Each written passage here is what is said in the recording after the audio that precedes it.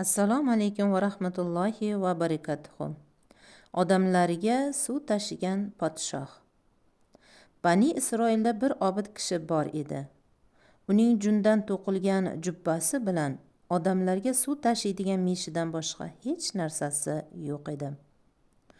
O'limi yaqinlashgach, u shogirdlariga shunday dedi: Bu dunyoda ustimdagi jubba bilan ertangi kun, qiyomat kuniga o'zim bilan olib keta olmaydigan meshimni qoldirib ketyapman.